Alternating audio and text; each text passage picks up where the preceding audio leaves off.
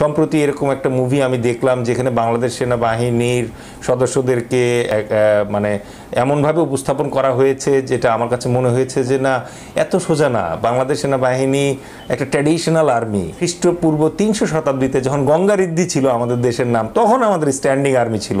যখন European country, American country ওরা জঙ্গলে ঘোরাফেরা করতো, তখন আমাদের স্ট্যান্ডিং আর্মি ছিল, আমাদের ক্যাভেলারি ছিল, ঘোড়ার বাহিনী ছিল, আমাদের হাতির 4000 হাতির ফোর্স ছিল, যেটা দেখে আলেকজান্ডার ফিরে গেছে যে এখানে অ্যাটাক করা যাবে না, করে জেতা যাবে না। সেই ট্র্যাডিশন, সেই লিগেসি থেকে আজকে বাংলাদেশ আর্মি। এখন some Hollywood hero in some movie এসে দেখালো যে ব্রিজের উপরে সে বাংলাদেশি কমান্ডোদেরকে গুলি করে ফেলে দিয়ে চলে যাচ্ছে, নট অ্যাকসেপ্টেড। আমি যখন চিফ অপারেশন অফিসার হিসেবে আর্মি হেডকোয়ার্টারে ছিলাম, তখন আমার টেনিউরে আমি 9টা শান্তিরক্ষী ডেড বডি রিসিভ করেছি। দুঃখজনক। হ্যালো ভিউয়ার, আসসালামু আলাইকুম। আমি ডেল এইচ খান। আমি একজন লেখক, অবসরপ্রাপ্ত একজন সেনা সদস্য এবং একটি সিকিউরিটি কোম্পানির মালিক হিসেবে এখন কর্মরত আছি। এটা আমার গল্প।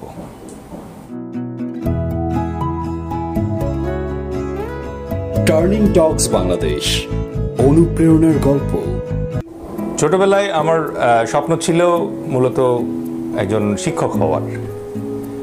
তারপর ঘটনার পরিক্রমায় আমি সেনাবাহিনীতে যোগদান করি এবং পরবর্তীতে রিভাইজ স্বপ্ন যেটা ছিল একজন লেখক হওয়ার, এবং একজন লেখক হওয়ার পাশাপাশি আমি সবসময় চেয়েছিলাম একজন সামরিক বাহিনীর সেনা সদস্য হতে।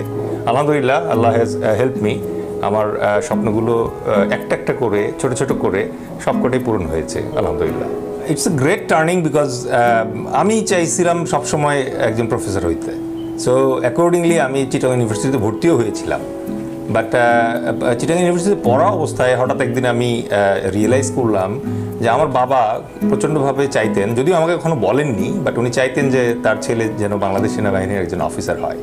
তো যখন আমি এই বাবার এই স্বপ্নটা আমি উপলব্ধি করলাম, জানতে পারলাম, তখন আমি একই সঙ্গে আরেকটা জিনিস উপলব্ধি করলাম যে আমি হয়তো অনেক কিছু অর্জন করে আমার বাবাকে দেখাতে পারবো, বাট আমি যদি কখনো একজন আর্মি অফিসার হতে পারি তাহলে আমার বাবা যে পরিমাণ তৃপ্তি পাবে এটা আর কোনো কিছু করে আমি ওনাকে দিতে পারবো না। তো ওই প্রেক্ষিতেই আমি আসলে চিটাগং ইউনিভার্সিটিতে ইংলিশে অনার্স পড়া অবস্থায় I appeared for ISSB and then joined Bangladesh Army. This is a great turning. This is a great turning because I wanted to be a teacher and then I joined as a military officer. So this is a great inspiration for me that sometimes what we want to be, যেটা আমি হয়তো হতে চাচ্ছি, but Almighty Allah has some other desire or some other plan for me.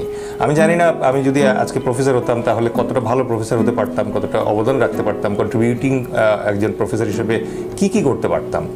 But আমার বাবার ইচ্ছা পূরণ করতে গিয়ে আমি যে বাংলাদেশ সেনাবাহিনীতে অফিসার হিসেবে যোগদান করেছি, আলহামদুলিল্লাহ I have tried my best, I have served my country and আমি কন্ট্রিবিউট করার চেষ্টা করেছি। আর্মিতে থেকে আমি আমার যে কর্তব্যগুলো ছিল, আবশ্যক যে কাজগুলো ছিল, এগুলো আমি সুচারুরূপে পালন করার চেষ্টা করেছি। একই সঙ্গে আমি চেষ্টা করেছি যে আমার অবস্থান থেকে, আমার ক্যাপাসিটি থেকে যতটুকু সম্ভব বাংলাদেশ আর্মির ইমপ্রুভমেন্ট করার চেষ্টা করেছি। কিছু বই লিখেছি, বিভিন্ন জায়গায় ট্রেনিংয়ের মাধ্যমে আমি চেষ্টা করেছি আমাদের অফিসার এবং সৈনিকদের ওভারঅল যুদ্ধ সম্পর্কে তাদের যে মানসিকতা, তাতে যেন পরিবর্তন আসে, তাদের প্রশিক্ষণে যেন তারা আরও বেশি প্রফেশনাল হয়ে উঠতে পারে সে ব্যাপারে সহায়তা করার চেষ্টা করেছি। এবং দিন শেষে আমি সবচেয়ে বেশি তৃপ্ত এই কারণে যে army has taught me a lot.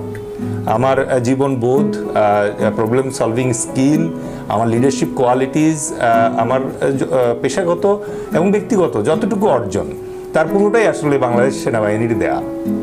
That's why I must thank Bangladesh army. আমার প্রথম লেখা প্রকাশিত হয়েছিল স্কুল ম্যাগাজিনে।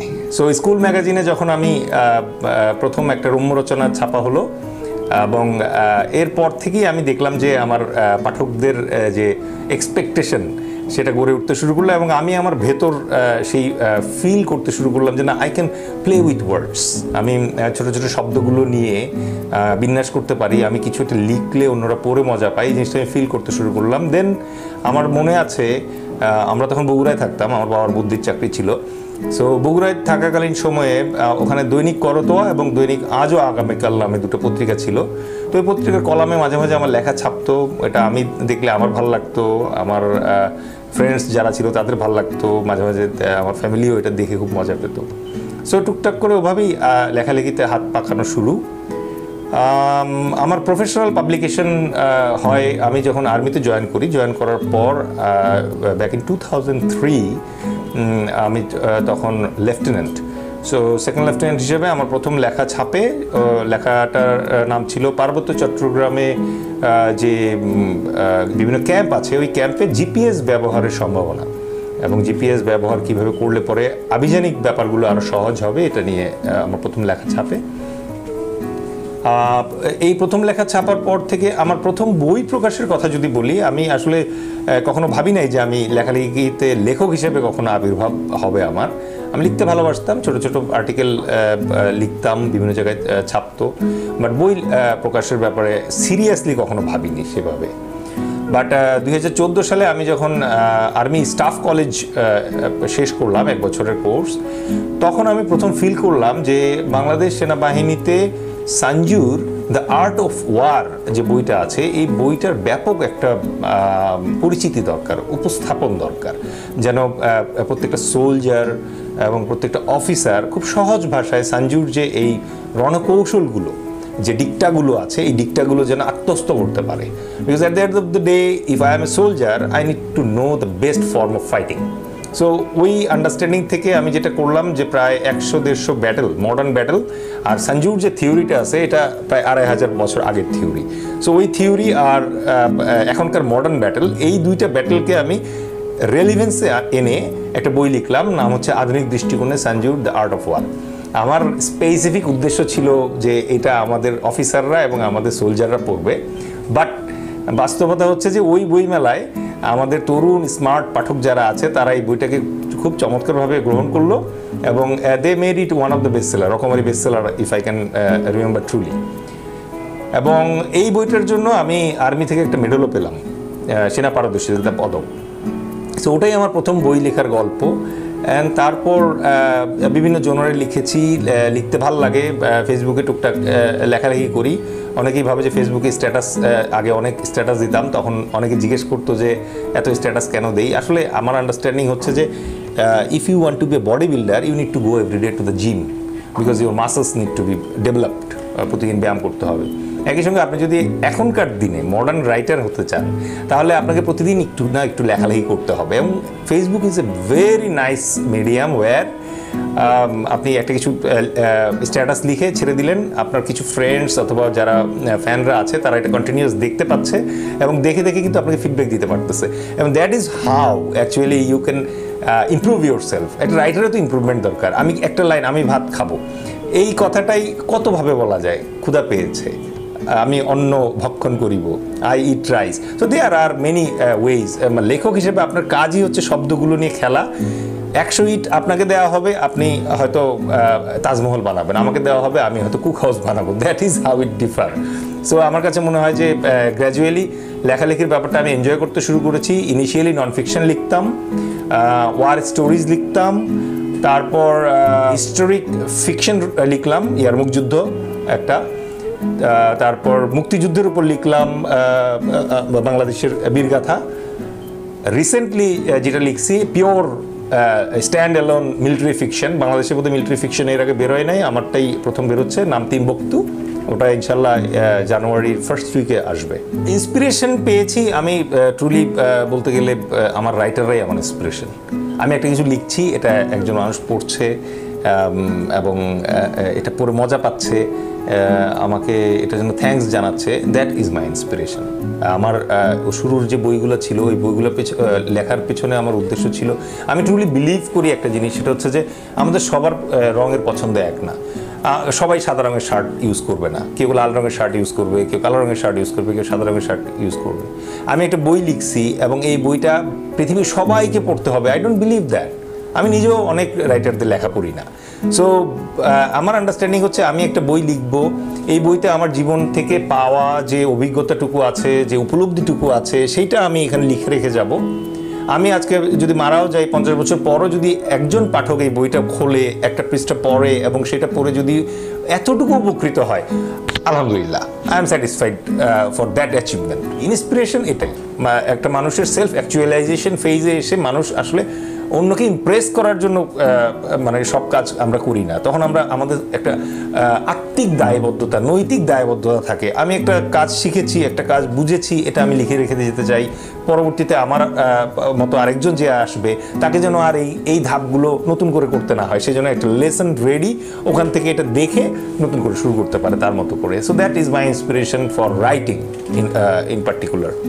ফিকশন রাইটিংয়ের ইন্সপিরেশন হচ্ছে যে তিম্বুকতুর মতো যে গল্পগুলো আছে, কিছু কিছু আমি নাম নিব না, নতুন কিছু ধরনের মুভির মানে অপশন এসেছে আমাদের দেশে।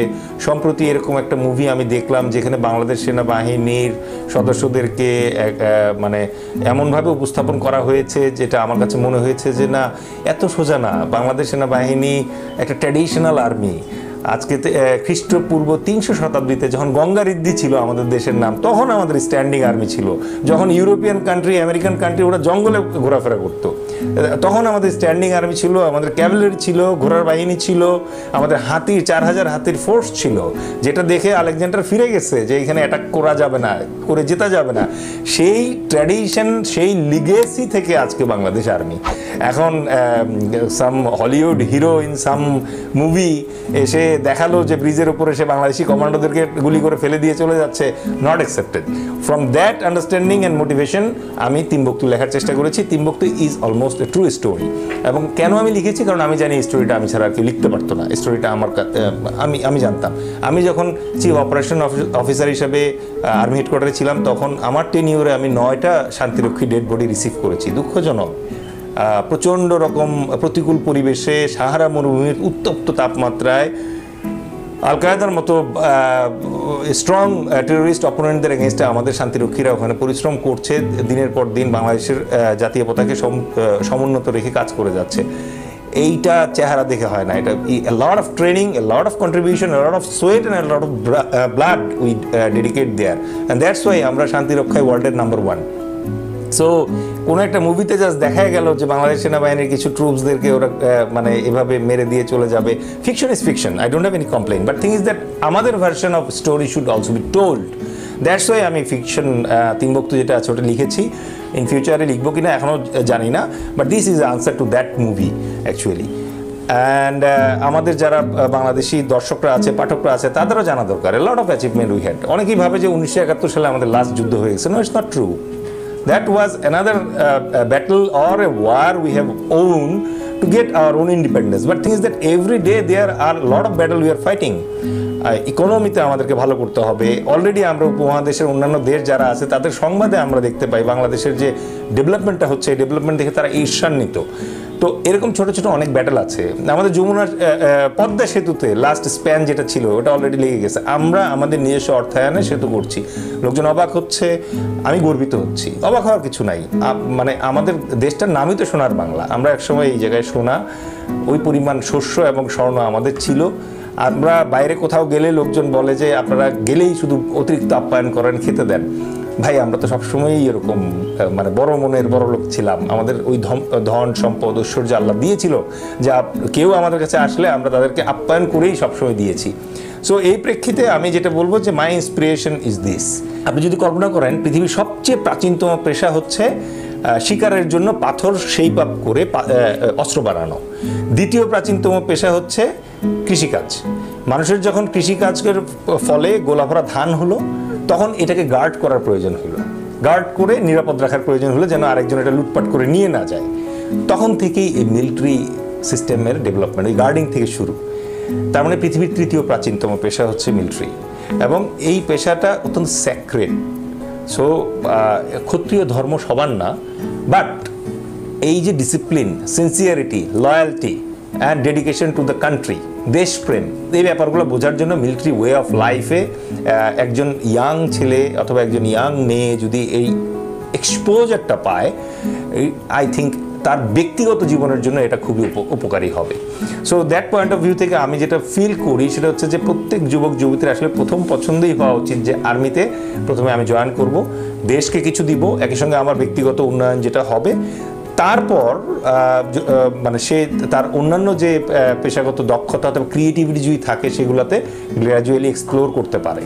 সো এটা বাংলাদেশে তো বাধ্যতামূলক সামরিক ট্রেনিংয়ের ব্যবস্থা নেই, প্রয়োজনও নাই। বাট যদি কোনোভাবে কারো সুযোগ থাকে, ফার্স্টে যদি আর্মিতে সে জয়েন করতে চায়, একটা সার্টেন লেভেল পর্যন্ত সার্ভ করতে চায়, I think it should be welcomed, এবং এর মাধ্যমে সে ব্যক্তিগতভাবে উপকৃত হয়, একই সঙ্গে দেশপ্রেম এবং দেশও উপকৃত হয়। সো আমরা আমাদের ভেটারান ডিফেন্স মেন্টরিংয়ের মাধ্যমে চেষ্টা করছি সোলজার রিক্রুটিং, তারপর অফিসার হিসেবে যা আর্মিতে জয়েন করার জন্য আইসিএসবির যে ব্যাপারটা আছে, এবং ক্যাডেট কলেজ ভর্তি কোচিং, এই জাতীয় জিনিসগুলোতে হেল্প করার জন্য আমরা একটা মেন্টরিংয়ের ব্যবস্থা করেছি, যেটার মাধ্যমে তারা নিজেদেরকে ওই স্বপ্ন পূরণের জন্য কাজ করতে পারে। রিগার্ডিং রাইটিং, আমার ধারণা যে তরুণ যারা আছেন রাইটিংয়ে, তাদের জন্য আমার খুব সাধারণ অ্যাডভাইস বলবো অথবা পরামর্শ বলবো, সেটা হচ্ছে যে আপনি গাইতে গাইতে যেমন গায়ন হতে পারবেন, আপনাকে লেখক হতে হলে লিখতে হবে প্রচুর, এর কোনো বিকল্প নেই। আপনি লিখবেন, আপনার বন্ধু বান্ধবকে দেখাবেন। আগে একটা সিস্টেম ছিল যে লেখালেখি প্রথমে পত্রিকা ছাপাতো, পত্রিকা ছাপালে পরে আস্তে আস্তে হাত পাকানোর যে ব্যাপারটা বলে, হাত পাকালে তারপর এটা যখন প্রকাশকের কাছে একটা পাণ্ডুলিপি দেওয়া হতো, প্রকাশক এটা নিয়ে সময় নিতেন, দেখতেন, সম্ভাব্যতা যাচাই করতেন, ভুলগুলো কারেকশন করতেন, তারপর একটা লেখক আসলে লেখালেখিতে ওভাবে আসতে পারতো। এখন একটা সমস্যা হয়ে গিয়েছে যে অনেকে লেখালেখিকে আমার কাছে মনে হয় যে একটা এস্টিম পয়েন্টে নিয়ে যাওয়ার চেষ্টা করছেন রংলি। কিভাবে?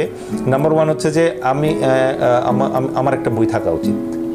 এখন প্রশ্ন হচ্ছে, কেন আপনার একটা বই থাকা উচিত? You should ask yourself. এটা আপনাকে আরেকজন কেন বুঝায় বলবে?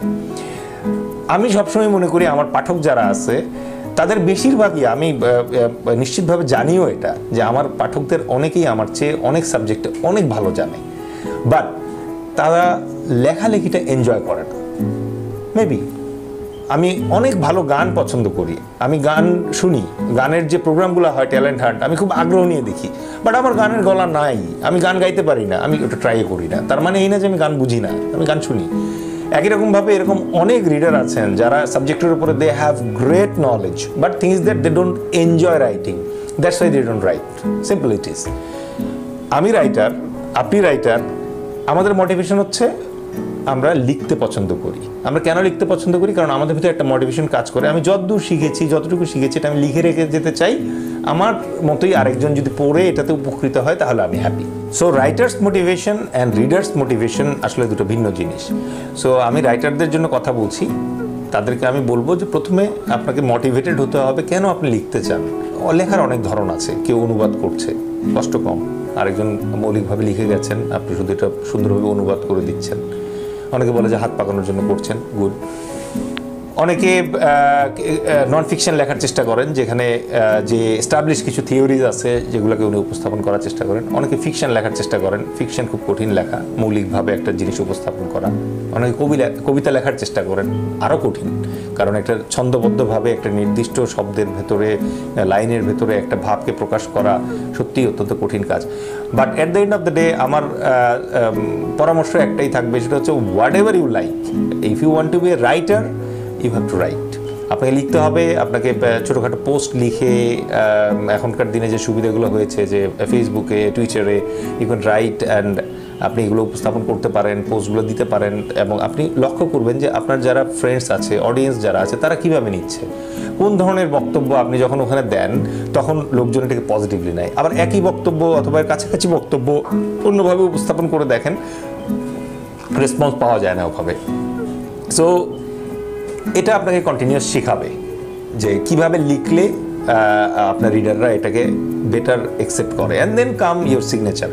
একটা দিন শেষে, যেমন ইদানিং আমি যেটা ফিল করি যে আমার ফেসবুকে একটা ট্রেন্ড ছিল আগে কপি করে ফেলা, একজনের লেখা কপি করে আরেকজন ছেড়ে দিল। এখন ওখানে লেহাজ হচ্ছে যে উল্লেখ করা যে লেখাটা অরিজিনালি কে লিখছে, বাট অনেকে এটা উল্লেখ করেন না। এটা আপনি যদি রিসার্চ পয়েন্ট অফ ভিউ থেকে বলেন, এটাকে বলে লেখা চুরি, ইংরেজিতে বলে প্লেজারিজম।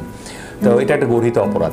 বাট আমাদের তো ফেসবুকে যারা আছে সবাই তো আর ওভাবে শিক্ষিত না, সবাই আর গবেষণার ওই জ্ঞানটাও তাদের নাই, তো তারা অনেক সময় এই কাজটা করে ফেলে। But if you have a signature on your writing, যেমন আমার ক্ষেত্রে আমি মাঝে মাঝে দেখি যে আমার লেখা যদি কেউ কপি করে দিয়ে দিত, কিছুদিন আগে আমি এরকম একবার লক্ষ্য করেছিলাম, তো ওই কমেন্টে এসে কেউ না কেউ বলে দিচ্ছে যে এটা তো ডেল এইচ খানের লেখা। Because I have over the period of time আমার পছন্দের শব্দ এবং শব্দ গঠনের ধরনের কারণে আমার একটা লেখা শৈলী দাঁড়িয়ে যায়, এটাকে আমরা বলি লেখকরা সিগনেচার, এক একজন এক এক স্টাইলে লিখি আমরা, সো এই স্টাইলটা একসময় সিজেন্ট হয়ে যায়। So try to develop your style. So first of all, if you are writing a lot, number 2, if you are developing your own style, and number 3 is that you will have your reader lot. So আপনাকে লক্ষ্য রাখতে হবে আপনার reader যারা আছে, যেমন আমি যুদ্ধ নিয়ে লেখালেখি করি, সো যুদ্ধের বই যারা পড়তে ভালোবাসে তাদের পছন্দ অপছন্দটা জানা আমার জন্য খুব জরুরি। শুধু বিজনেসের ক্ষেত্রেও না, রাইটাররাও এবং প্রকাশকরাও কন্টিনিউয়াস মার্কেট এবং রিডার্সদের রিসার্চ করতে থাকে যে এই মুহূর্তে কোন ধরনের লেখা খুব ভালো চলছে। সো ওই ট্রেন্ডটা পাকড়াও করা, ওটা ধরা এবং সেই অনুযায়ী নিজের লেখা উপস্থাপন করাটা খুব জরুরি।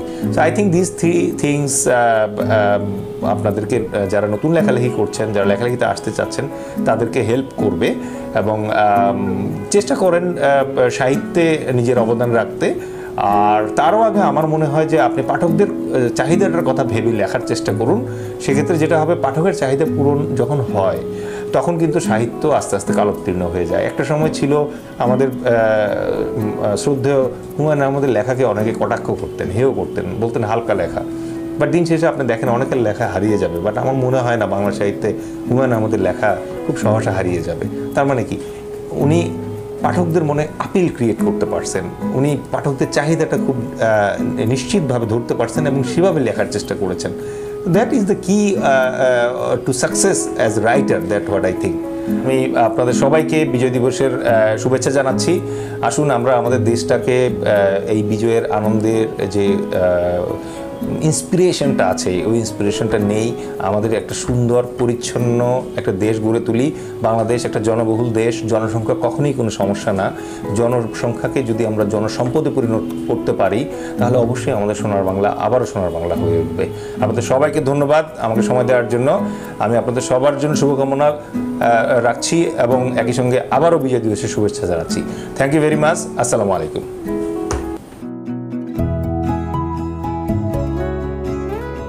টার্নিং টকস বাংলাদেশ, অনুপ্রেরণার গল্প।